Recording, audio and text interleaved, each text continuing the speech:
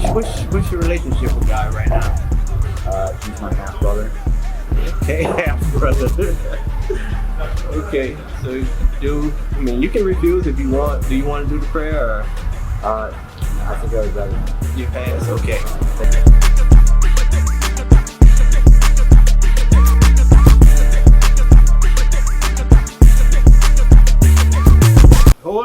Hold on, YouTube. Hold on. It's real folks. We daddy, no judge zone. Look, we got another one. Excuse me, sir. What is your name? Everybody calls me Dunn. Dunn? Yes, sir. How you doing, Mr. Dunn? Doing pretty good today, man. Right. How are you, man? You doing well? Can't complain. It's a beautiful day. Well, tell me this. How old are you? I'll be 46 years old in about 2 weeks. 46? Yep. Okay. And where are you originally from? I'm originally from Waukesha, Wisconsin. Waukesha, Wisconsin? Yes, sir. How in the world did you get way down here in New Orleans? I ended up here in New Orleans almost 11 years ago. My birthday will be my 46th birthday in 2 weeks, and it'll also be my 11-year anniversary of being in New Orleans. I came down to New Orleans 11 years ago to kill myself in a weekend. Wait, back up now. What you mean by that, man? I left my home of 35 years in Waukesha, Wisconsin. I left behind everything that I had. My life there had come to a screeching halt, and I was a depressed, suicidal, on the verge of death, alcoholic. And I left my home to go someplace cool. I sold all my stuff, and I started hopping buses. I kind of ended up here by accident, almost 11 years ago to the day, to end my life in a weekend. Yeah. So what made your life spiral out of control in Wisconsin? Isolation of alcoholism, and I was laid off from my job. I had a really good job, and I fouled up all my personal relationships, my family, with my love of my life back there. And when I didn't have anything left going for me, and I felt that I knew where to go, I just sold all my things and gathered up a bunch of cash and started hopping buses, and was just going to go somewhere that I'd never been before, and eat, drink, and be merry for a couple of days, so I ran out of money, and then my plan was to drink a half gallon of vodka and go pass out on some secluded railroad tracks.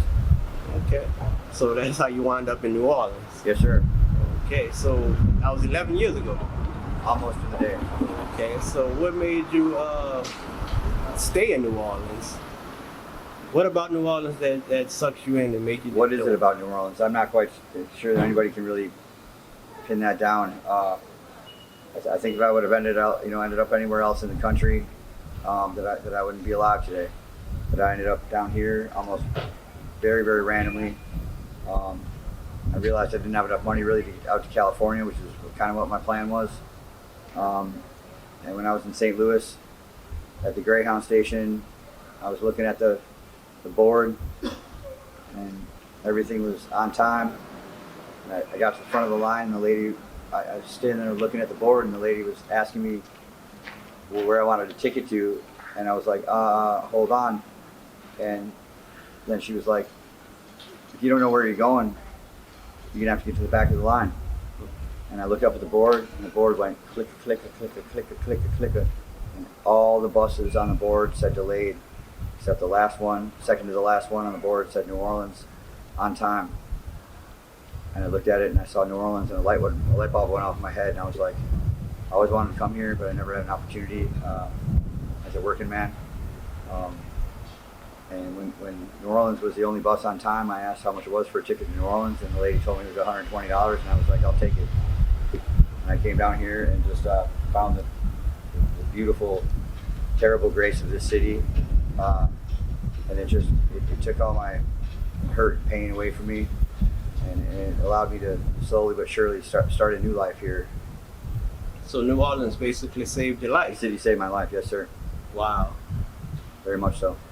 So tell me this, what's your current living situation right now? Are you homeless? No, yes, I live on the street. Okay. And I would ask you how that come to be, but you already said how that came to be. So what are you doing now, like to pick yourself up and get yourself up out of the situation? I have a caseworker with a local with the local charity organization. Mm-hmm. After being here for nearly 10 years, I found somebody that was really working real hard for people out here, and who's really engaged me directly, and has really shown me a lot of past results. But through all the bureaucracy, it's really, really hard because I don't have an ID, I don't have a social security card, I don't have any papers whatsoever. So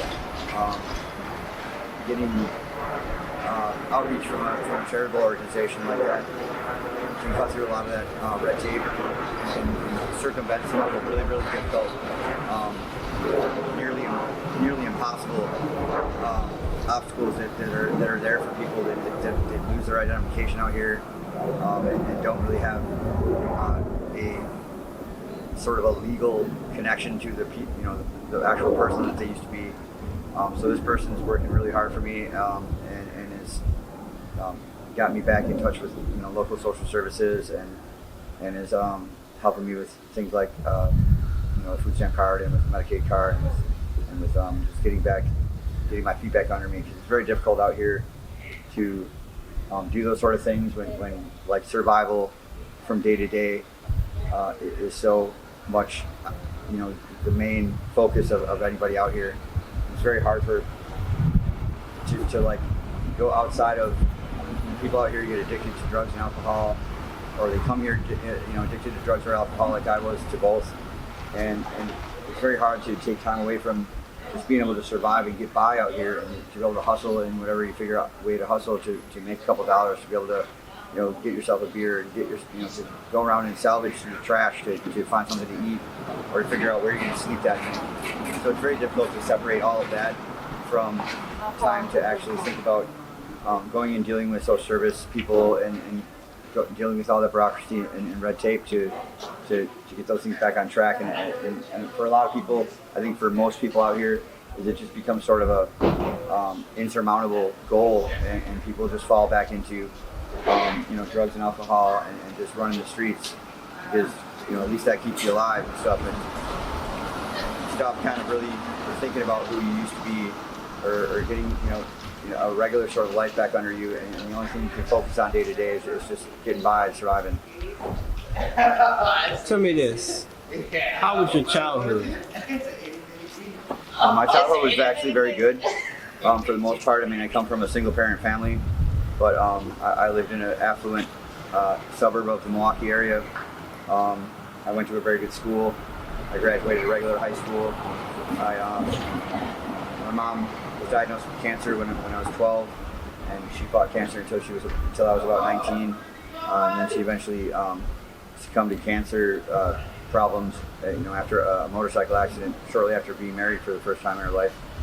And so I mean, besides a lot of outside sort of no control of mine or my family's, outside of that, like I had I had really good upbringing. I had a lot of people around me that were supportive of my goals and of my hobbies and of my my school career and everything like that. And so I wasn't abused. I wasn't my mom drank and smoked pot and stuff like that, but everybody from where I'm from at that time during the 80s and stuff. Did you have your father and the mother? My dad, I don't even know his name. He's not on my birth certificate. I've never met him. I don't even know his first or last name. So when my mom passed away when I was 19, I was orphaned for all sakes and purposes. My mom had recently married, so my stepdad, who was a great man, he was injured very severely in the same motorcycle accident that exacerbated my mother's cancer problems, and he suffered head trauma and a lot of other very, very nearly deadly injuries at the same time my mother did. So he kind of lost his stuff a little bit after that, but otherwise right after that, when I was 19, I went out into the working world and just basically kind of made my own way from there. What's your favorite childhood memory? My favorite childhood memory is probably when I was in a band in high school, playing concerts, playing music, going to see baseball games at Miller Park, um, enjoying the summer times in Wisconsin, like pretty normal cool kid stuff. Skateboarded pretty heavily until I was about 15, 16 years old, and I was in martial arts, and I was a swimmer for 10 years, and from when I was 5 years old till I was 15, and pretty normal kid stuff. Okay, so I heard you said drugs used to be a part of your life. What drugs did you used to struggle with? Well, I struggle with alcohol every day.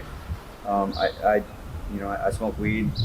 I do some other things from time to time to things that I found that help me control my alcoholism symptoms. Nothing I really want to. I don't use needles, and I don't do heroin. Okay. What made you want to try drugs for the first time? That's tough. I mean, I grew up around it. From being a very, very small child, I grew up around marijuana and stuff, and around cannabis, and around a drinking culture in Milwaukee during the '80s. So it was a very natural, unfortunately, very natural thing for youth in that area to fall into is alcohol and marijuana use and stuff, which is not necessarily a bad thing. But I don't believe in gateway drug theories or anything like that. But at the same time, I think that a lot of times that where I'm from, if you're not affluent and come from a more upper middle class household, the prevalence towards alcohol and drugs is just so much more almost an automatic thing. that before you know it, by the time you're out of high school, you're already kind of part of that whole scene. And then it's a very formative time for people like that to make that part of their lifestyle that sometimes people fall into for the rest of their lives. And it's taken me to well into my 40s to kind of like look back at that and be like, while it wasn't necessarily wrong, so to speak, that it was part of a formative part of my development that maybe looking back, and I don't regret anything, but maybe looking back, if things had been slightly different, like they are for some other kids, that I wouldn't have fallen into that for many years. For 20 years, I fell into that sort of trap of drug and alcohol use, and then you have to form your whole life in the way that you live around that sort of handicap. Right. So when was the last time that you did what? Did you use what? drugs, alcohol? I've got whiskey in my back pocket. Oh, you got whiskey in your back pocket. All right. Yeah. So I You still drink? Yeah. I drink every day. Okay. So you haven't kicked that habit yet? No. I don't intend to. Oh, okay. Well, that's your thing. But I found a way to sort of buck the whole AA 12-step system, and it's taken a lot of years, and it's taken me near to my own death to be able to know like who I am, that I'm obsessive compulsive about drinking, and to be able to I take a couple minutes out of every hour, a couple times an hour to think about how am I going to have my next drink? Do I need my next drink right now? Am I abusing, or am I just using? And it's a lot of work, right? And I don't recommend it to anybody, because it's a very big strain on your health and strain on your mental health, and it's a lot of extra BS that I don't, like I said, I don't regret anything, but I certainly don't recommend it. And it's just I figured out a way to know who I am, and to know my boundaries, and to try to follow them and work at them every day. Okay. You say it's a strain on your mental health. Have you ever been diagnosed with any type of mental No, I've not. disorder? Okay. Have you ever been to jail? Yes. Okay, if you don't mind me asking, what was the charges? From backwards from now through my time here in New Orleans, I've been picked up for various different things, from um, aggravated assault with a deadly weapon to carrying a concealed weapon to obstructing a public thoroughfare to criminal trespass to criminal damage to property. Back home, stuff like loitering, stuff like possession of THC, You got a criminal whole damage rap to property. sheet, right? Right. Nothing real serious, Right. but nothing not serious, I guess, either. Right. So, I heard you say you used to be married. You have any kids? no, I was not actually ever married. You wasn't ever? I don't have any kids of my own. Okay, so you never was married? No. Kids? Okay. Well, here's a deep question I need you to think about. Sure. When you leave this earth, when you die, what do you want to be remembered for? I want to be remembered for always trying to be the same person day to day. I mean, everybody changes from moment to moment, but I've always tried to keep a smile on my face, stay positive, help others, sacrifice things that I think that I need so deeply and greatly, and realize that I don't really need as much as I maybe thought that I did. And I find solace and I build my faith upon just going out every day and trying to do something nice for somebody for no reason and trying to help others. That I wake up every day just happy to be able to, just happy to be breathing the air. And this place really is the main reason that happened for me. And I've got 11 years of days that I'm super thankful for. So, Are you satisfied where you are right now in life? yes, I'm very satisfied with where I am. Are you happy? I'm very happy. I'm very happy. New Orleans Except for when done I'm that not. for you. The city done that for you, right? Yeah, that's right. It's a big part of it. Have you figured out what this thing called life is all about? I think life is all about finding your true self, listening to the quiet in your heart, and trying to do the right thing by how you're raised and by what you believe in, and that at the end of the day, if the sun don't rise tomorrow, that you can be, you can be sound and happy with the things you do from a day-to-day basis. What's your long-term goals and your short-term goals? My short-term goals are just getting my credentials and stuff back under me, and then I'm going to be looking into getting loans to start my apparel company. I want to start a t-shirt, screen printing apparel company. I also make my own music. Okay, you do music? Yeah. Oh, okay. I play drums and I make my own electronic music, and I play bass guitar and sing and write. If you can live your life over again, what would you do differently? Not one single thing. Not one thing. Not one thing. You have no regrets I at all? don't have a single regret at all. Okay. Well, when you look in the mirror, what do you see? I see, I see myself. I see someone that I can look back. I see somebody that I can look in the eyes. Okay. What is the thing that you wish people understood about you? That if more people were like me, the world would be a better place. If you could go back and see your childhood self at the age that you are now, what would you go back and tell yourself?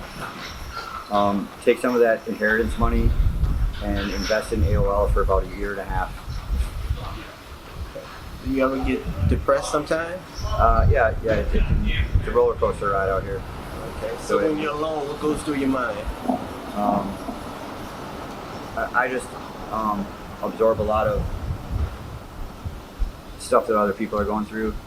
I've always been resilient to change and to be able to adapt to often very difficult conditions living on the street out here, and I've just always tried to be strong for others, and I just I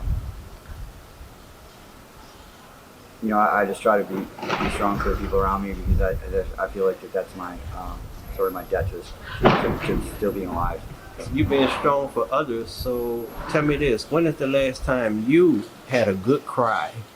Let me see. I cried yesterday. Okay, what was that made you cry? Because some of my things had been stolen, and I was a little intoxicated, and I was, crying about material things that can be replaced. And I was more just disappointed because of I was disappointed for counting on others to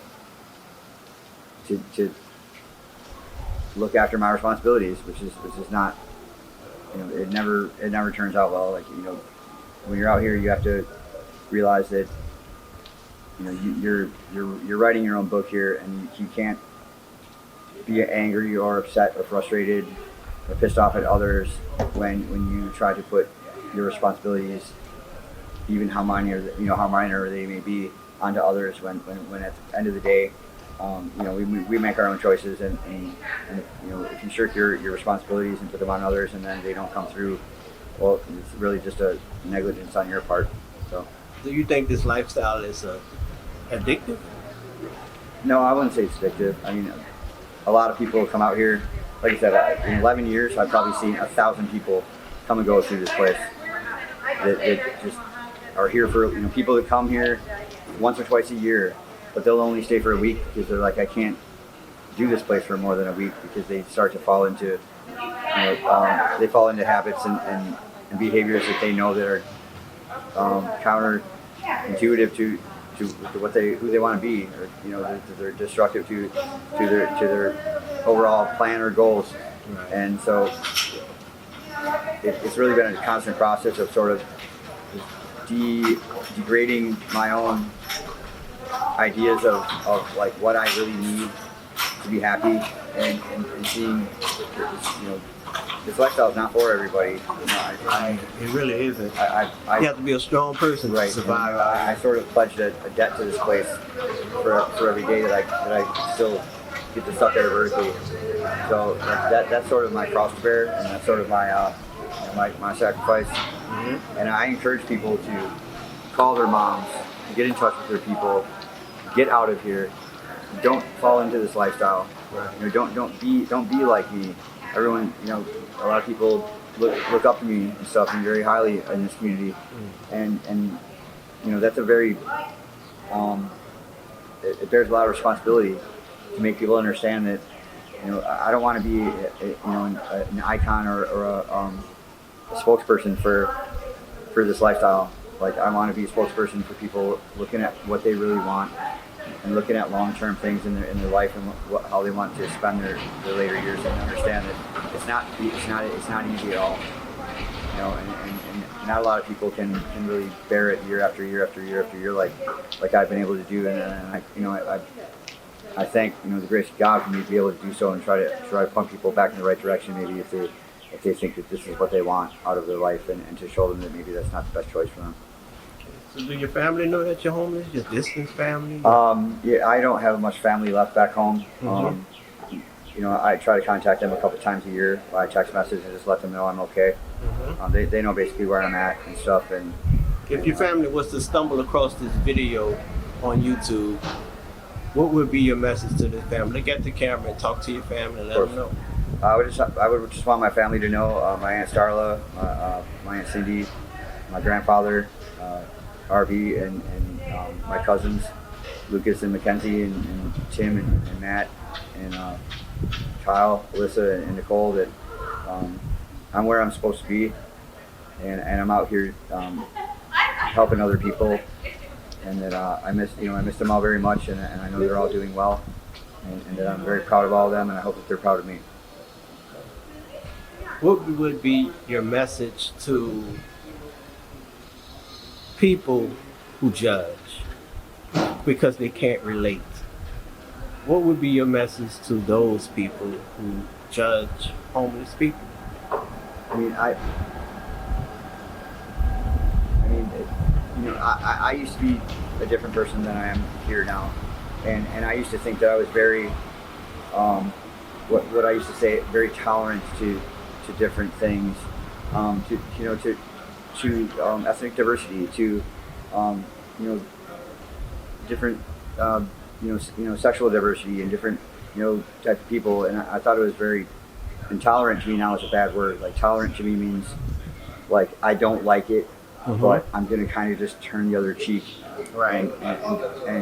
I've learned that tolerance is not how I feel about my community, and I don't care who you are, or what you look like, or what your preferences are, and that I'm not tolerant. I mean, I accept all people, and that with that tolerance, with that acceptance rather, that it's opened my heart to be able to be more just honest with myself about who I am and about how I feel about my community and people around me, and then that I want to spend my days just being good and accepting and kind and helpful to others, regardless of who they are, where they come from, or what they're all about.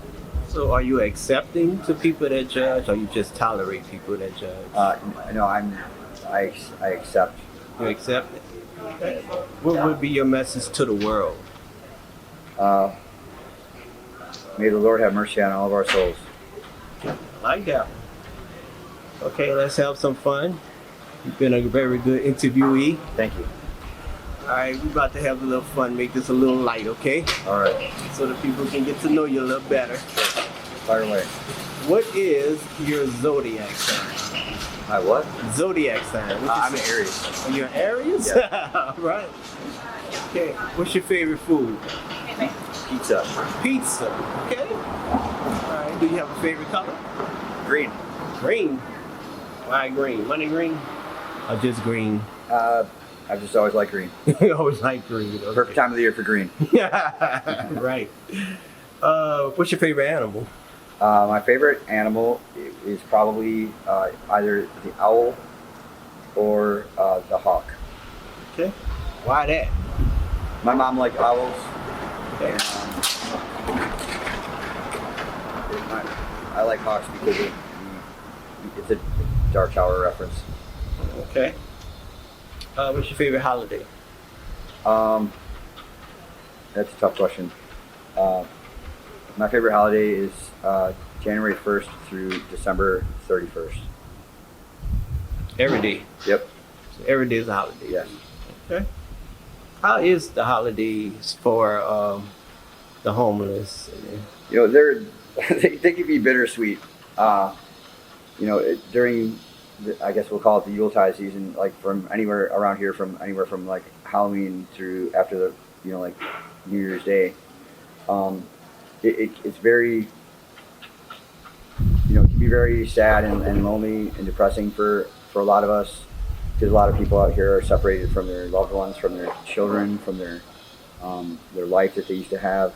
Right. But at the same time, it's also a really very heartfelt, like generous and giving time of the year that we get a lot of love from other people. Mm-hmm. So it's always, to me, a very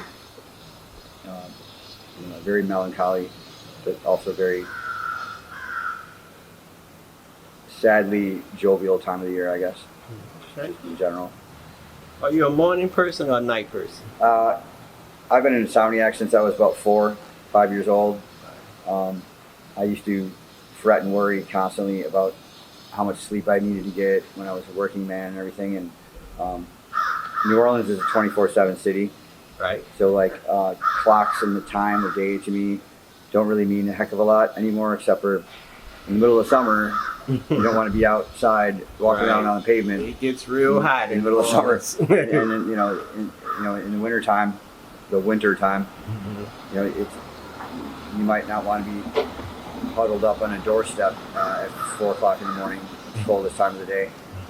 So it's really a great place to be able to be like, well, I can sleep in the middle of the day, mm-hmm. if I find a shady spot, or I can get up and walk around all night, and when it's cold, and it's better to just keep yourself moving. Right. So it's a very, time's a very loose concept here, especially for people who live out, on the street. Like there's always something to do. There's always people to hang out with. Or, your friends are always around. The people that you know are always around. There's always tourists around any time of day, any day of the week, any day of the year. So it's kind of like it's like more of a when do you want to go engage, and when you not, Right. If you could be invisible or fly, which one would you pick? I would take flying. Why fly? because I already feel invisible sometimes. Wow. Well, because it seems like a lot of times if you look like I do, or if you live on the streets, that either people are looking right through you, or Right. people are looking right at you. At you, right. So right. sometimes I think it would be nice just to fly above all that. Right. And that's the whole point of my channel, is to make the unseen seen, to give a voice to the voiceless, and let them know you're real people, and You'll never silence the voice right of the voiceless. Right. You'll never silence the voice of the voiceless. Tell them, man. I agree. I really appreciate what you're doing, and I really thank you for the opportunity to talk with you. Appreciate you, man. Thank you for doing this interview. Would you rather be feared or respected? Respected. Okay. You rather be right or happy? I'd rather be happy, but I'm usually right. Do you have any contact information or anyone who might want to donate or reach out to you? No, not really. Okay. You just can see you in New Orleans. New Orleans. Come find me in New Orleans. Find you in New Orleans. So if anybody wants to donate money, clothes, shoes, just find him. He's in New Orleans. Yes, I am. Find me in the French Quarter in the lower D. All right, man. Well, I heard you mention God in your interview. You mentioned it like twice. And at the end of my interview, I like to do a prayer. Would you like to say a prayer? I'm afraid I don't have anything right now. No, I can help you with that. It's called a sinner's prayer. You ever thought about giving your life to God? I have it my own way. What's your relationship with God right now? He's my half brother. Okay, half brother. Okay, so you can refuse if you want. Do you want to do the prayer, or I think I would rather. you pass? Okay. Thank you anyway.